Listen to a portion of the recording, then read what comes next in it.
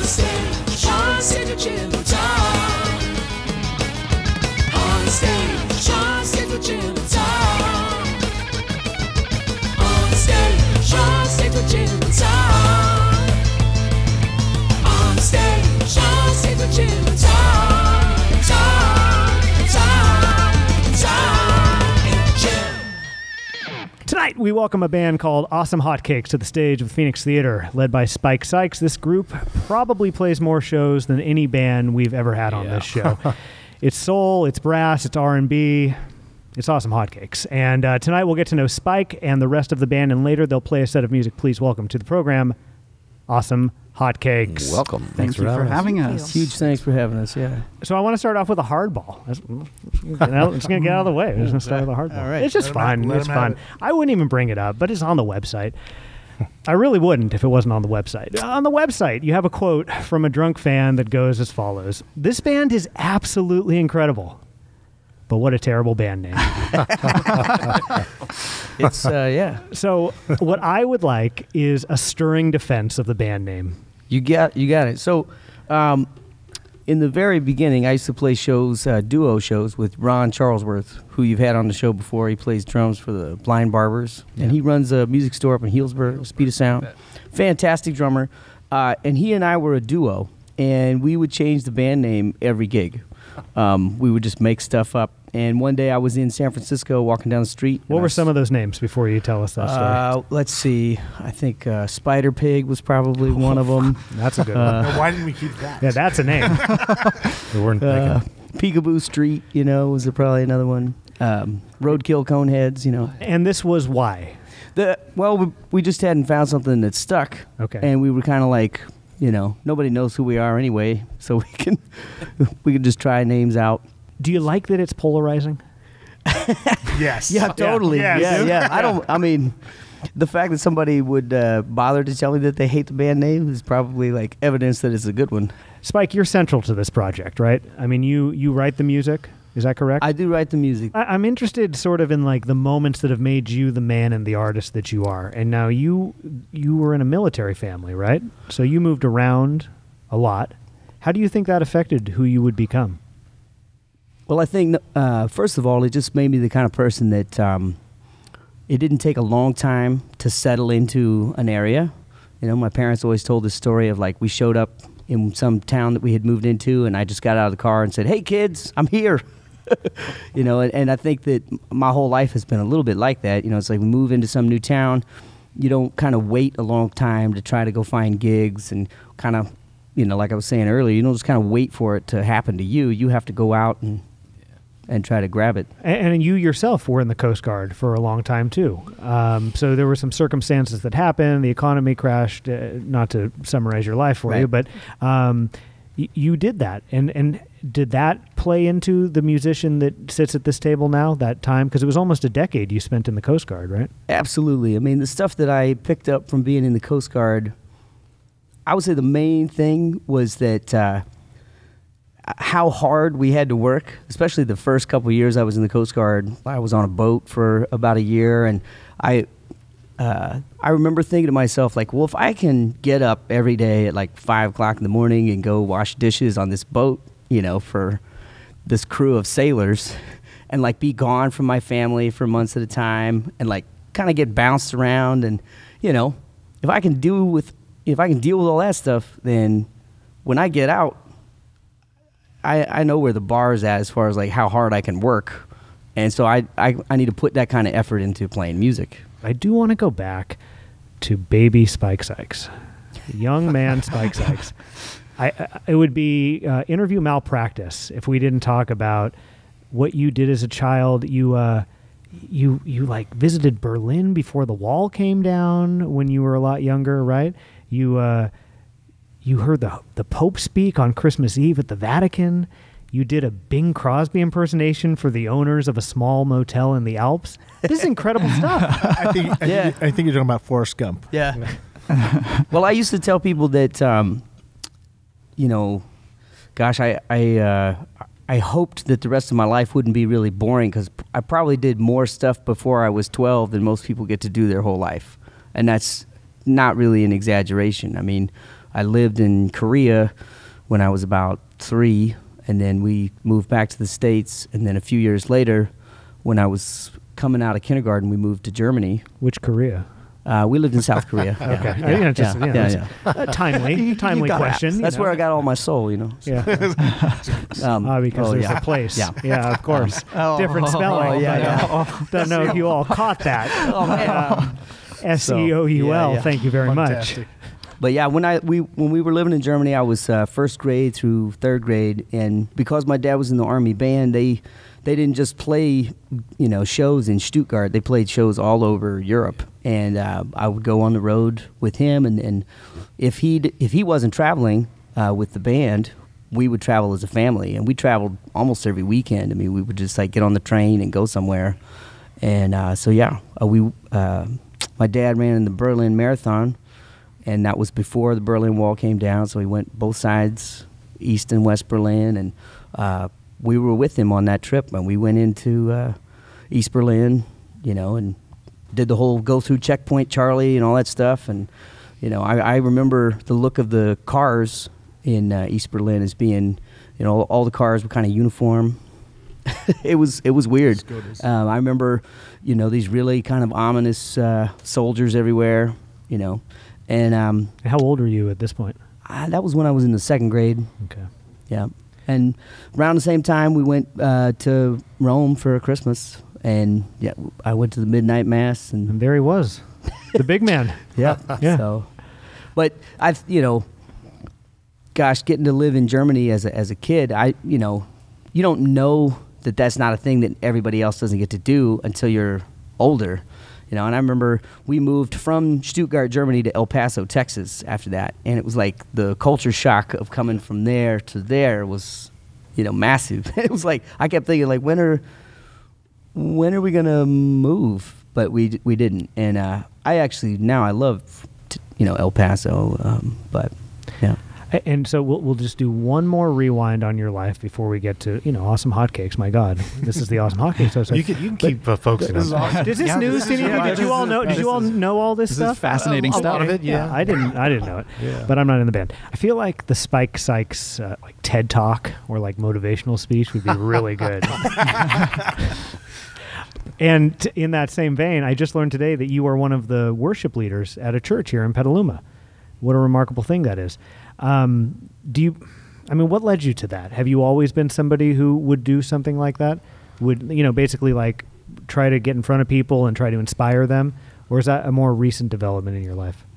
Well, I guess going back to the family connection, like my dad is a worship pastor. That's his vocation now. And he has been for almost 30 years at a church in El Paso. So I kind of grew up playing music in church. And so when we moved here and we started going to New Life Church in Petaluma, it wasn't too long before I kind of got the itch to be involved in the worship teams there. And, I started out just playing bass, I think. And so your work is mostly musical, or do you address the crowd? Oh, I do both. Yeah. Now, I mean, it wasn't immediate, but now I write worship songs, and I help lead a team that leads worship there one Sunday a month. So you kind of craft what you're going to say to the people and all that. It's not at times. Or? Well, most of the time I'm not much of a speaker. I think you're doing great, by the way. When I'm playing gigs with the band, I don't do a lot of speaking, and when I'm leading worship, I don't do a lot of talking. They've got some extremely skilled pastors to do all that stuff. Mostly, I try to keep what I'm saying as in line with just being real. Like I think people, they can tell if you're kind of trying to phone it in or if you're being fake, and so it's like, if I have something that's on my heart that I feel like I want to say, I'll say that. And if I don't have, for lack of a better word, like a message to bring, I'm hoping that the music can do that. This was all just a setup for me to ask you about, like, if you ever did one that you just felt like connected and was just like the home run of the sermons to the people. Because I think your description for what makes it effective is 100% right.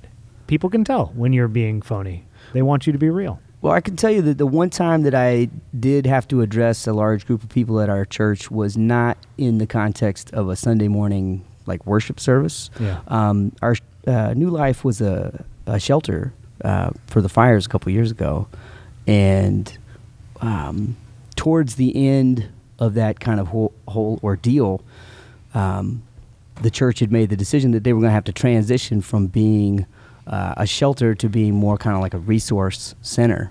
And I was volunteering there at the church, and I had the task of basically breaking the news to the people who were being sheltered there that we were going to be, that would be the last night that the church was going to be a shelter. And just trying to reassure them that, like, it's not like we're kicking you out. We have another place for you to go. This is kind of the plan. But that was definitely one time where I felt like, the Holy Spirit really did all the work. I mean, I basically was like, I was given this task, and, it wasn't my ability to speak that kind of carried it off. It felt like something outside of me. Because you do organize music for a congregation of people in a very different way than you do with Awesome Hotcakes. But there's undeniable overlap between how you program something you're playing to a room full of people who are there to worship and a room full of people who are there to dance. And I just wonder, like, if you have any thoughts on that. Because you, in both projects, are creating a program for people to have an experience. You're putting something in front of people to make them feel an emotion. That's a huge task. And undoubtedly you've thought about it, so I don't know if you could share about that task and I don't know how you are effective in that role. Well, I don't know how effective I am, but I will say that I think it's all about connection. Well, I've seen people dance at Awesome Hotcakes shows on multiple occasions, so I can tell that you're effective on the Awesome Hotcakes side. He's effective at the church as well. And the thing with Spike is he's very authentic. I mean, and obviously it's because he likes things that are authentic, right? And he doesn't do a lot of talking there, but he does write specific songs from here. One of the songs that he wrote that we've played at the church more than a few times is "I Didn't Bring You Here to Fail," and that song, pretty much every time, floors the place. Just people connect with it, and they connect with it because he didn't write it, I don't think, from a point of, hey, this would connect with people.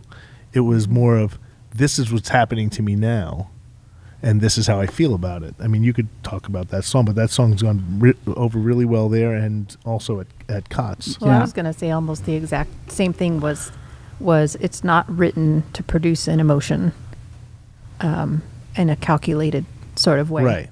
Yeah, and you were saying that it's almost that you were expecting it to be somewhat different, the two, between addressing a congregation and playing worship music for the congregation, but in many ways they're incredibly similar, performing for an audience and trying to create authentic experiences for people.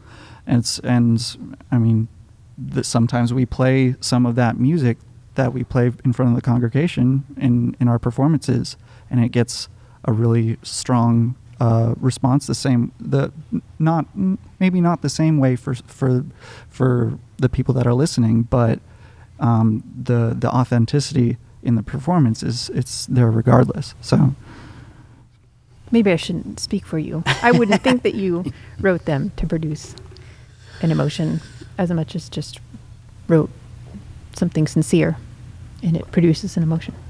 Right. I mean, I think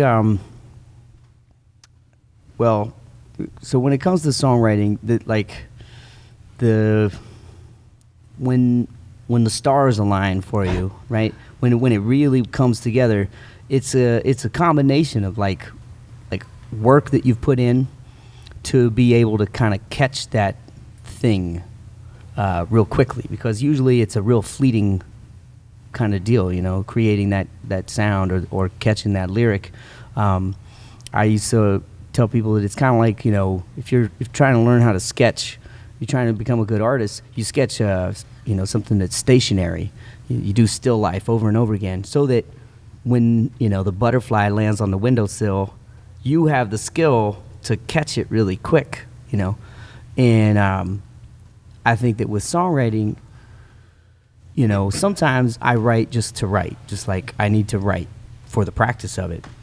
But sometimes, you know, you get that kind of moment that's like the inspiration is there. There's something that's happening in your life that's very real.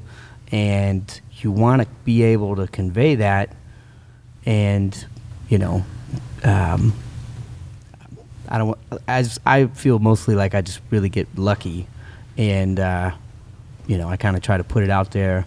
And if it really connects with people, that's what you want. Yeah, and my question just, you know, it wasn't like I think that you're being cynical in how you craft these things. Like, ooh, how am I going to like extract the most emotion out of these people? No, I didn't take it that way. Yeah, no, I didn't take it that way. I just think that, you know, as a performer, you tend to get a grasp on like what gets the people going more and what gets the people going less. And that even sounds weird to hear myself say, but you understand. I mean, it sounds like, you know, your response is, yeah, the thing that works is to be real. And if you're real, everything kind of figures itself out from there. If you're real, and I think also, especially when it comes to worship music, if you're extra vulnerable, you know, you know, not shy away from saying the things that are kind of like the richest and the you know, really kind of dig down into you know, do some soul searching. And you know, people can sense that. I think because what happens with lyrics is that if they're too clever, then they appeal to someone's mind. They kind of go to like, oh, well, that was a cool metaphor, or that was a, you know, but cool metaphor is not the same thing as, you know. I have a lyric for one of the songs where I say, "Hold me like a little child." That's not an overly poetic phrase, but it's packed with vulnerability. You know, like to be a grown man and to say something like that is, you know, people resonate with, I think, with that kind of honesty. Yeah, I mean, from doing this show, the best episodes are the most vulnerable ones. You know, it's where people get on and are real. I find, not that there's ever a bad guest, I love everyone, but I find when people are more performative and they come on with an idea as to how they're going to try and come off, you can tell very quickly that that's happening. So I would love to hear a definition of the word real right about now. What are we talking about when we say the word real? Not a marketing ploy, right? It's not an advertisement. I mean, just telling personal stories about yourself and presenting what is going on internally, externally, and maybe stuff that you wouldn't necessarily let bubble to the surface. You're letting that come forward and expressing that to an audience. And an audience, I think that realness, that authenticity is what people resonate with the most, because a lot of people feel like they can't necessarily share what's going on up here, and to see someone get out in front of a crowd and just kind of not just tell it, kind of yell it, and just express it in one of the most heartfelt ways imaginable is like, that's real. Yeah. Does that surprise you when you are? I mean, I'm not the one that's yelling the stuff, but I do a lot of yelling through a trumpet. And, you do, Zach. Actually, you're fun to watch play. Oh, thank you. Yeah. I think in my personal playing, I do try and present a realness that I have going on internally that is reflective of what's going on in my life, and some people hopefully pick up on that. Some people are just digging the music, and I'm down with that too. Yeah, does that get to be something that is natural after a while? You set out to be real. You want to make sure that you're coming from a space that is true. And I think it takes does it take exercise and work to get that first? And does it become more natural as you do it more? Well, in my experience, what it actually takes is a kind of weird, two things that don't seem like they would go together. So, like, on the one hand, you have to kind of give up any sort of expectation of how something is going to go. Like, you have to give up, like, a lot of ego around it and just kind of go, like, I'm just going to do this thing and not think about it. But on the other hand, you have to, after a while, start asking yourself, like, are you becoming kind of a caricature? Like, are you putting on a show because you have realized that certain real things that you're doing, like that they work, you know, and so, you know, you try to throw a little kink into that system and kind of change things up. It's something you have to strive for every day. It's not something that's going to come naturally. It takes work. Right. Absolutely. Yeah. To your point about realness, and you used this word earlier, soul, you wrote to me in the lead up to this that soul is something you're interested in talking about because you get asked about it a lot. And I feel like there's overlap between realness and soul. So anything you have to say on that? Well, I think like we do this one song where I kind of lyrically improvise, and I talk about this visit to a Supercuts here in Petaluma, and I talk about how I was reading this book about soul, and you know, I had spent all day at the beach, so my jeans were still wet, and they had the door open to this Supercuts, and the wind was coming in, and it was sending shivers up my spine, and they were playing this really terrible music in the barbershop, you know, and it was wrecking. You know, the whole vibe was wrong.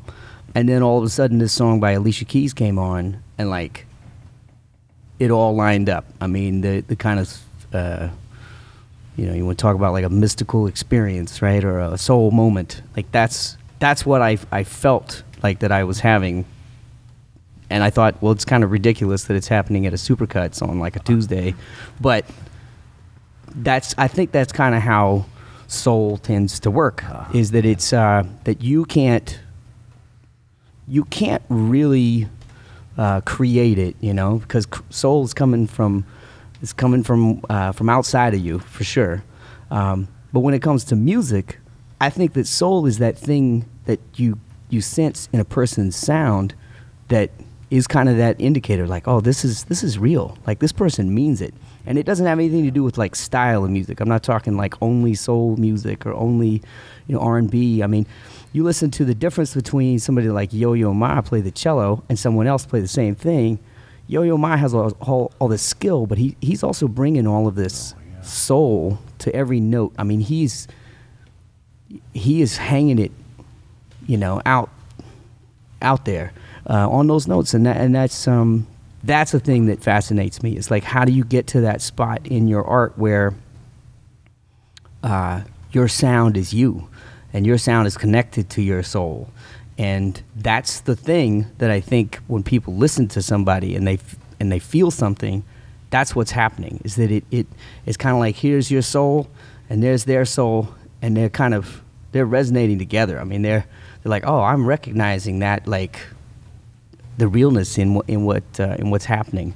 Does anyone have anything else to say about this project, this experience? No, just thank you mostly, I think, for having us. I definitely want Marie to have a chance to talk about the Sonoma Jazz Girlz, which is this incredible program that she is a part of, and that, you know, when I remember, which hopefully is more often, I try to plug that whenever we're out playing, because I think that it doesn't get a lot of attention as a topic, but I think that it should, and I also think that like the kind of exposure that this band is getting is doing a lot of the things that Marie would like, you know, to see happen in the world of jazz and of greater inclusion of women playing in music. So yeah, tell us about it.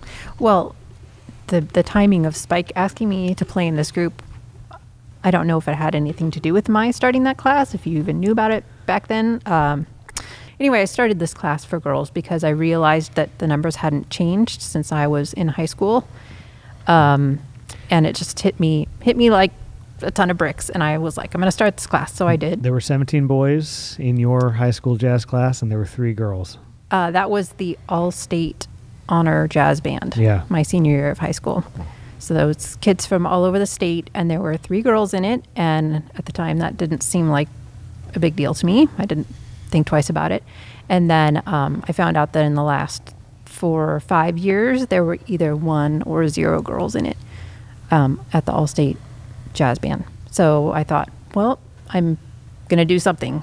And I'm going to start this class, and just to give the girls a little extra time with improv so that they would be more confident in their classes or wherever they went.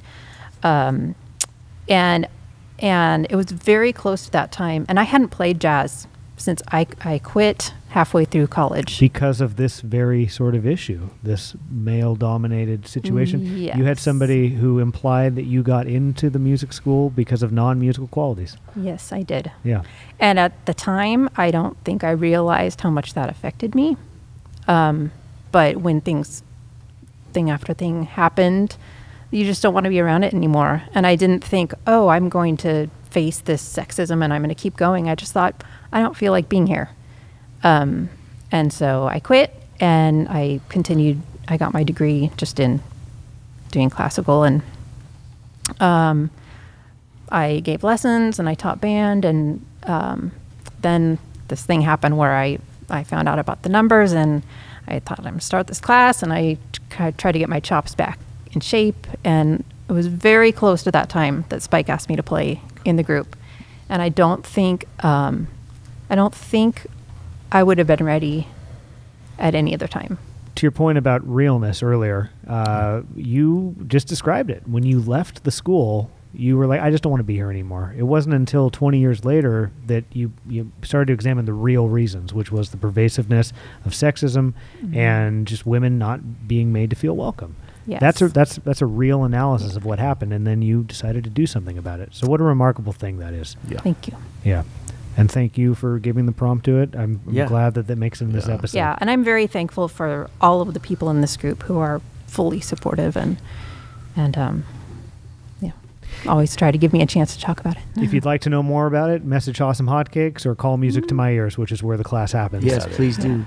Does anybody else have anything to say before we end the Awesome Hotcakes episode of Onstage with Jim and Tom? Just a huge thank you to you guys for having us. Thank you. It's been like a real treat. Yeah, thanks. Thank you. Yeah, thanks Come so out much. and enjoy with us. Thanks for joining us.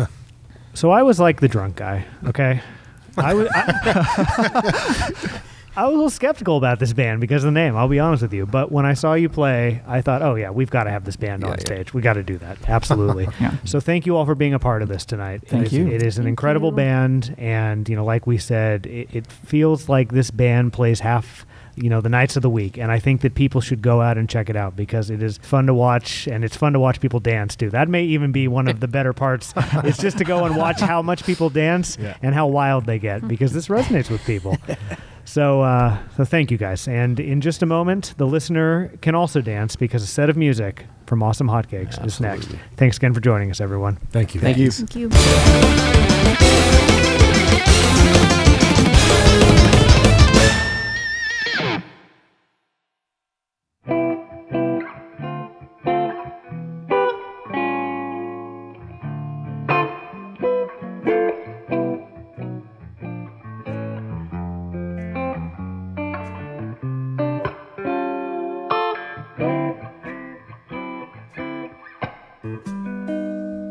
Every time I hear Louis sing, every time he blows that heebie-jeebie thing, I'm right back on St. Louis on a Tuesday in the spring.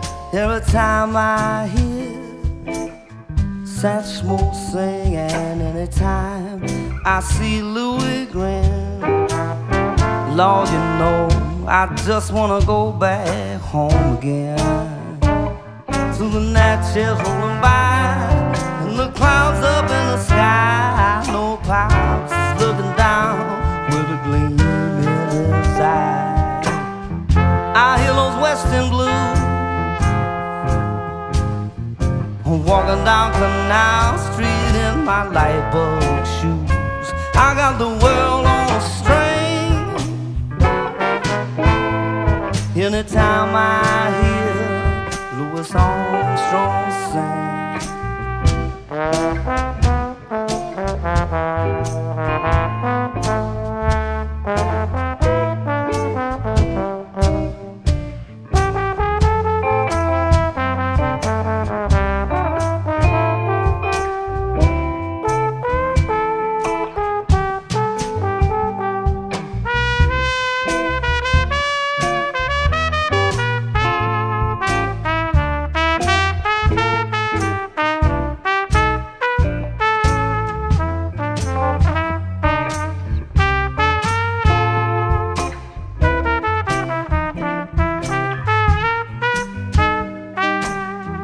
I hear those western blues. I'm walking down Canal Street in my lightbulb shoes. I got the world on a string. Anytime I hear Louis Armstrong sing. Yes, anytime I hear Louis sing. Anytime he blows that heebie-jeebie thing, I'm right back on Toulouse on a Tuesday in the spring. Every time I hear Satchmo sing, anytime I hear Satchmo sing.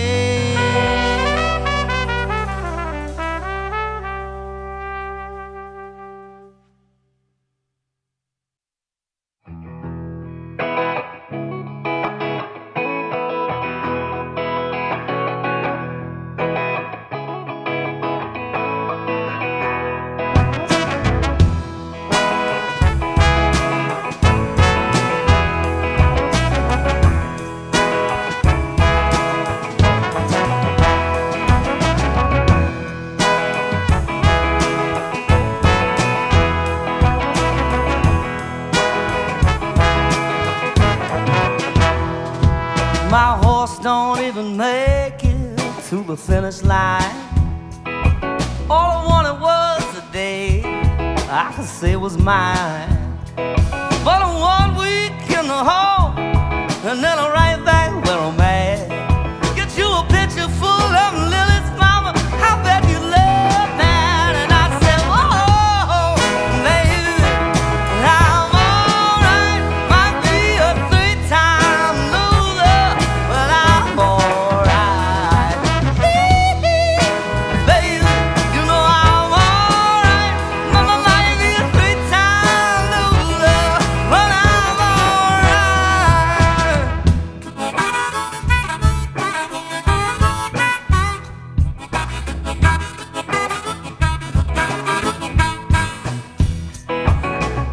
Don't you remember Tyoga, best steak dinner we ever had?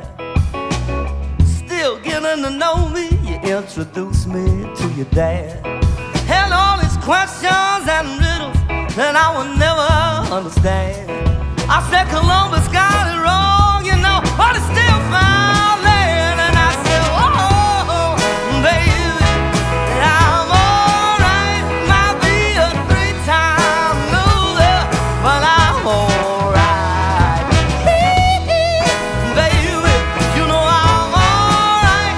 Might be a 3-time loser, but I'm alright.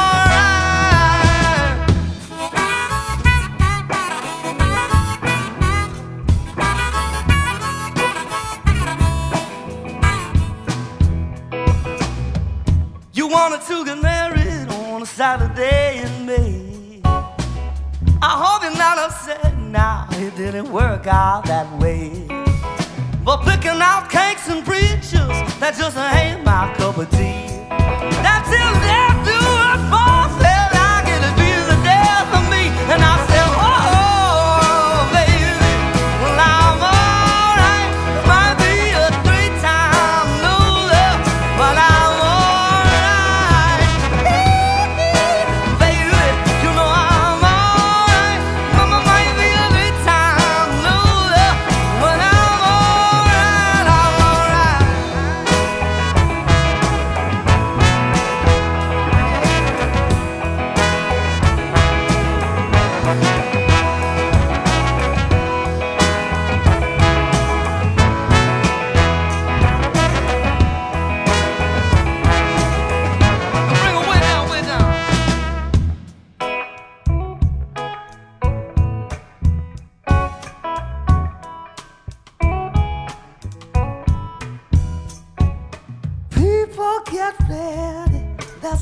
in a car, man, picking up passengers along the way. Faith is the key, opens the door, but you don't need no ticket. You just get on board and I say, oh, now baby, I'm alright. Might be a 3-time loser, but I'm alright. You know I'm alright.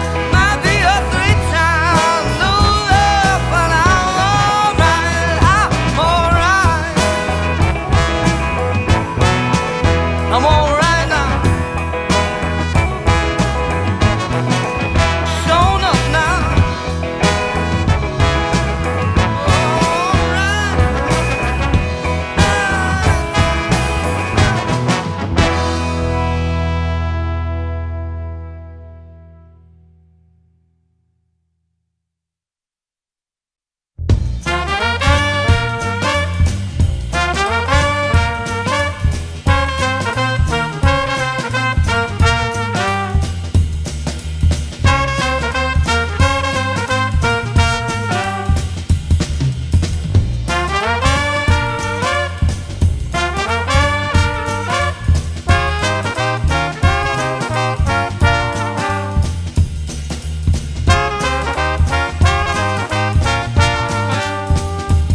Well, I'm crazy about you, baby, but I just ain't got the price. You know I'm crazy about you, baby, but I just ain't got the price. You a high class baby, so I guess that ain't no dice. Well, I'm going back home, get my own gal suit. You know I'm going back home, get my own gal suit. She ain't the caviar kind, just plain old kidney stew.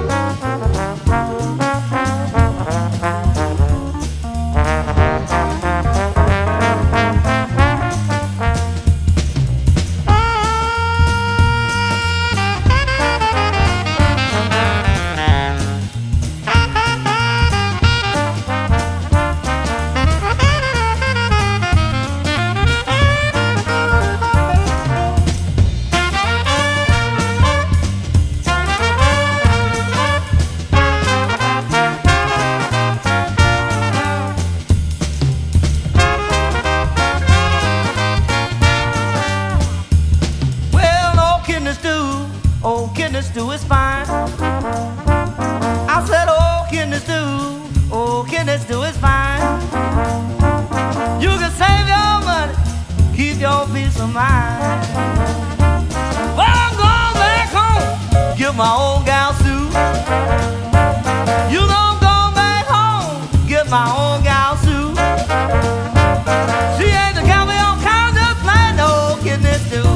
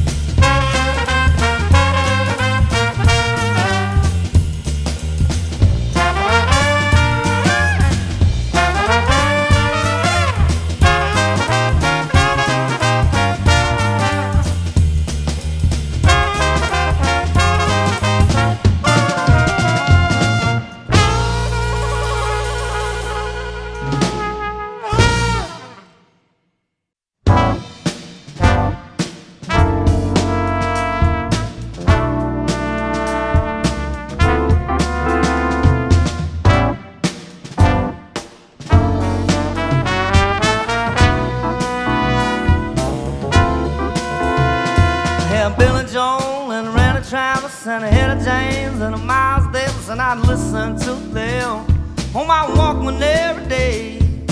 I used some old Longs for dough in the summer. Well, it hardly felt like work at all when I could listen to the masters play. I'm a cassette tape kid, had to flip them and rewind.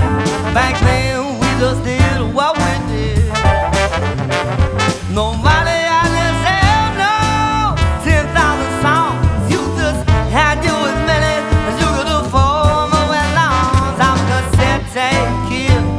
So dum dum dum dum dum.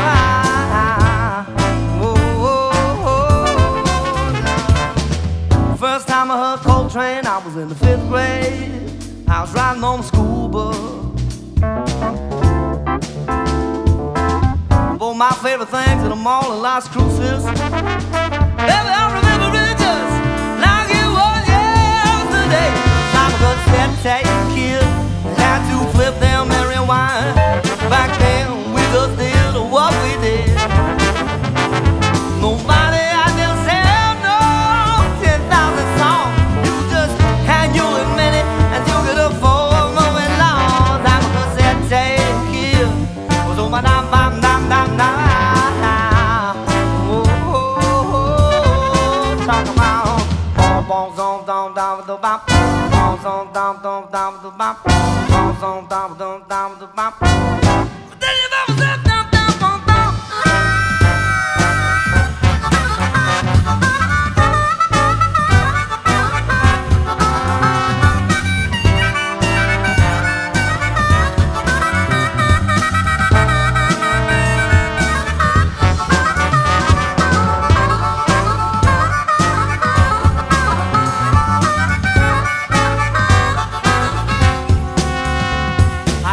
Jackson and a Johnny Cash and the Marshall Tucker band. There was some time it felt like I had the whole world of music in my head. I'm a cassette tape kid, had to flip them very wide.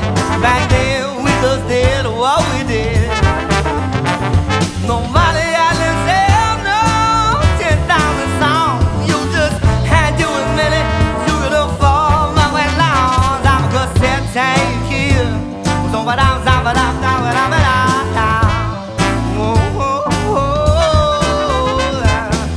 Bom bom bom zamba da bum, bom zom dum dum dum da bum, bom zom dum dum dum da bum.